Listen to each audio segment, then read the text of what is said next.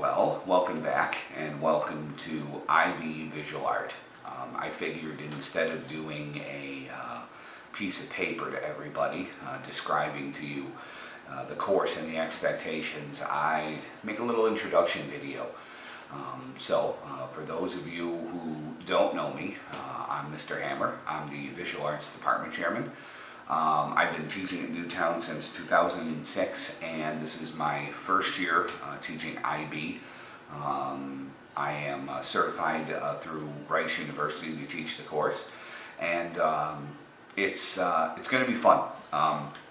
The class that you guys are in primarily is for juniors, so it's like IB 1, and it is the beginning to a long journey. A little bit about the course, and believe me, I have notes here, is this class is going to be an opportunity for you to practice certain things that you've learned throughout your school career in terms of art making, and that really is going to depend upon who you are and what your journey has been through elementary and middle school, and then stuff that you've done at home too. So this is a course where you're going to be doing a bunch of different things, drawing, painting, sculpture, photography, digital art. So wherever you are right now, I don't want you to be nervous about, oh, I can't draw, or oh, I can't do that. That's my job, is to get you better at the things that that you think you're not so good at. And that's important that I say that you think you're not good at them. Remember, we sort of have a thing in us where we look at art that looks photorealistic and we think, wow, that's what I want to be. But that's really not what art is. That just happens to be somebody's style. So our job this year is going to be to pull what it is that makes you an artist out of you, and then sort of teach you the best way that you can record your ideas. So it's going to be fun. So if you're sitting there thinking right now, like, oh, I can't draw, don't freak out. It's quite all right. So you're going to be producing a process portfolio, okay? And that portfolio, which it's going to show people that you've produced well thought out, informed artworks through sustained investigations. So really looking at ideas and concepts and art making materials and kind of working through them in a bunch of different ways. You're going to build on all of your prior experiences, and you can do it a couple of different ways. And we really have to kind of think about it now in the age of COVID. What does university involvement look like? Is there a class that you can audit online through Towson? Art museums, as less people go to museums, there's going to be more digital, opportunities for you to go to museums.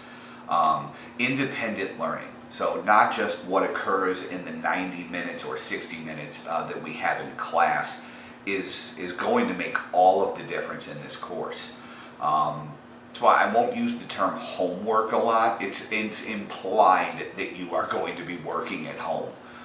So just know that in order to sort of to meet the requirements with enough work that is quality, the hours beyond the classroom they're tremendously important. Let me just say that. So I can tell you, as a practicing artist and as a painter, I've never gone to a class, worked for 90 minutes and thought, oh, that's all the time I need today. No, I've usually gone in or stayed there for hours after.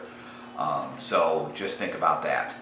Having a little space set up in your house. Right now I'm in my dining room because the lighting is really good. I have a studio in my basement, and it is not the best studio, but it works. It's a little laundry room, and I've got half of it. So I have a little space in my house that I can kind of use for art making. And I highly recommend you sort of try and find a space. It's helpful when you can leave your materials out, work for a little bit, go, grab a snack, come back. So having that little workspace is going to be very important. So think about that one. So the whole job that goes into the process portfolio is that they want to see you make correlations and connections between artwork that you like and you research and artwork that you make, okay? I have a painting on my easel that we're going to take a look at probably the first or second week of class, so you can kind of see where my idea came from, and I'll talk to you guys a little bit more about that so you can kind of see that. But it's about making connections and using those connections to make something new. And the process portfolio is that. So the sketchbook that you guys have, it is a requirement for IB. So in other classes I know we tend to get on, in photography, which I'm guilty of, we tend to get on a sketchbook, and then at some point, once we get to a computer, we don't use it much anymore. IB, you will be journaling the entire, and it becomes part of your final. So your sketchbook will be photographed and used. That is where you're going to be doing a lot of your research, and you're comparing and you're contrasting, and again, we'll take a look at it. But the process portfolio is essentially 3 pieces. It requires you, with your sketchbook, to explore and research, and they really want to look at how that research drives your body of work, okay? The second part is a comparative study. Okay, and the comparative study it's looking at artwork and using critical analysis, and then comparing it and contrasting it to work that you have produced. Okay, and then last but not least is going to be an exhibition of your artwork, and that is 11 pieces. And I want to, as an AP teacher, I have a lot of insight into number 3 here. I have seen countless numbers of AP kids come in, and when I say, here's, you need 11 pieces for your portfolio, when we get to May, I have almost every kid with 11 pieces. Well, the problem with that is, what happens if 3 of the 11 aren't good enough? Well, then you don't have 11 pieces. So my advice, and I've talked to some, not just IB teachers, but IB students, that number 11 is what you should whittle your body of work down to, and not build your body of artwork up to and then stop. So that 11 pieces is what we'll be displaying and then sending in ultimately. But don't just hit 11 pieces and think, oh, that's all I need is 11, I'm done. We really want to, I mean, personally speaking, as an artist here, if I want to send 5 pieces to a show, I'm going to lay out 100, and I'm going to pick my 5 best pieces. I'm not going to pray and hope that I have 5 pieces. So just keep that in mind as you sort of complete the assignments. Also understand, when it comes to time, that we may not have, it's not going to be wrapped up in a pretty bow in a week or 2. I may move on because we need to experiment different concepts. But I'll give you a little hint too. One of the things that helps me keep from burning out as an artist is actually having 3 or 4 different projects going on at the same time, like a paper sculpture, a drawing, and a painting.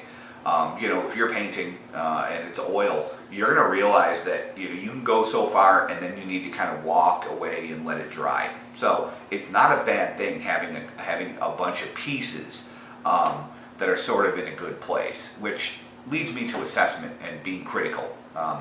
This course is going to force all of us to really look at each other's artwork and talk about it. So you can't be, you got to shed the armor, which is hard to do. I know any art student in college has probably gone through a critique where their feelings get a little bit hurt. I know I have, and in the end, it's made me better for that, because we often have we often have a habit of clinging to things that we make. And the awesome part of being an artist is everything we make is subject to our own destruction, but so it's not protected. You make a great drawing and you're like, oh, this is the best, and then somebody says the eyes are too close, and you think, oh, I don't want to go back and fix it. Why not? It's just another adventure. So go into this year with wonder and excitement. And don't be scared. Don't be intimidated. Our art should not be something that intimidates you. It should be something that excites you because you're going to learn a new skill. So keep that in mind. So when it comes to the stuff that we'll be doing in class in terms of art criticism, and I keep bringing that up because IB has a theme about that, so it's important that we talk about it, but you're going to be expected to analyze critically and contextually the function, meaning, and artistic qualities of past, present, and emerging art. Okay, so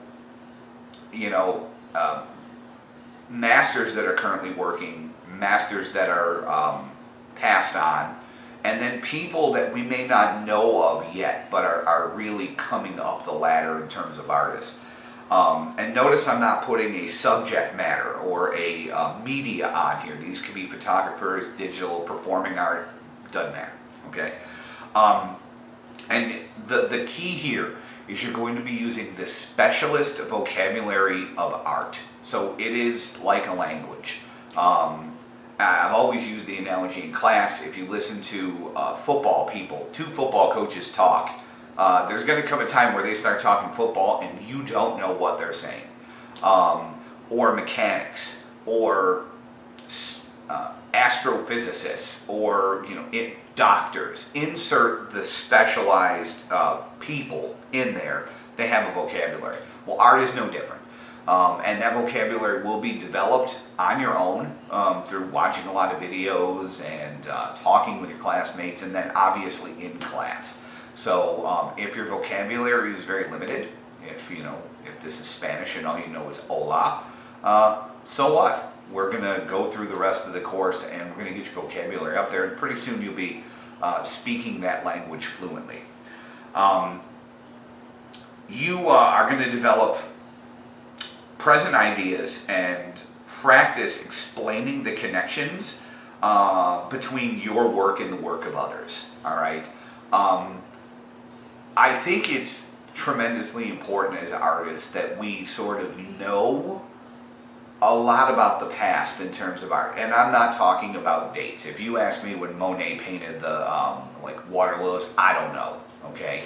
But I know about Monet, and I know a little bit about what he did, and so and every once in a while you'll be at a gallery and you'll read something about an artist and you go, wow, I never knew that. Like, that's an amazing idea, and then a light bulb goes on in your head and you say, that's the piece of my puzzle that I've been missing, and there's the connection.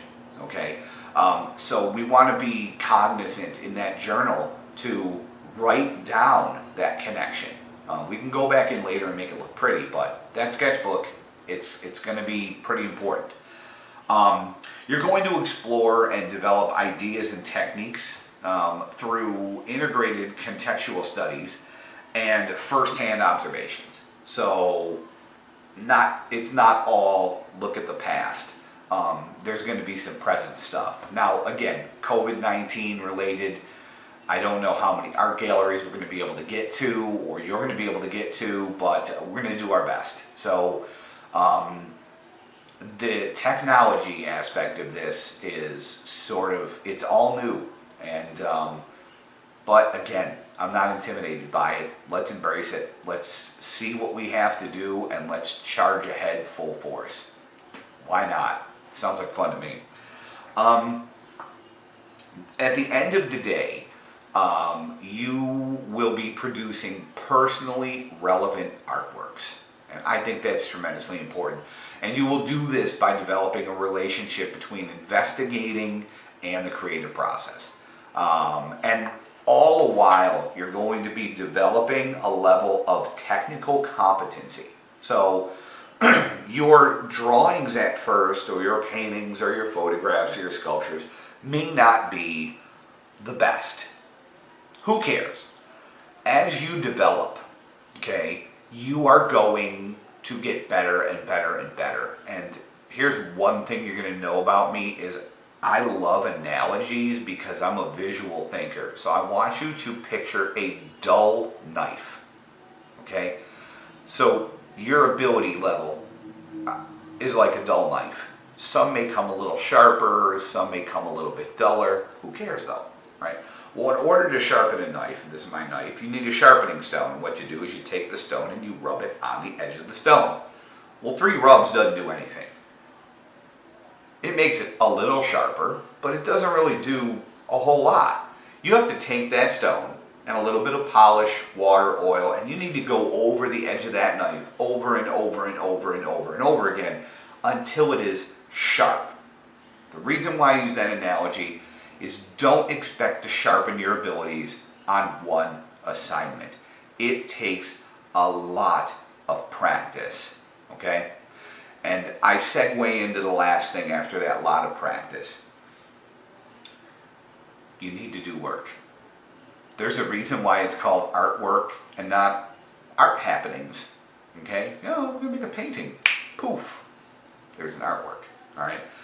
Artwork is work, and it's a lot of work. Take it from me, you know, and I'm sure we all have things that we're amazing at, whether you're an athlete, whether you can play the piano, the guitar, you can sing, it doesn't matter what your skill is. When you find a passion, and for me it was drawing, you go after it. I can remember sitting home at my mother's house and with a stack of copy paper that I more than likely liberated from a printer at school and drawing anything I could find in a book. I'm old, so you guys have Google. Use it, all right? And I drew, and I drew, and I drew, and I drew, and I drew, and I drew, and I drew, and then I got to high school. And when I got to high school, that was the first time I had an art teacher set an apple on a table and say, draw that for me.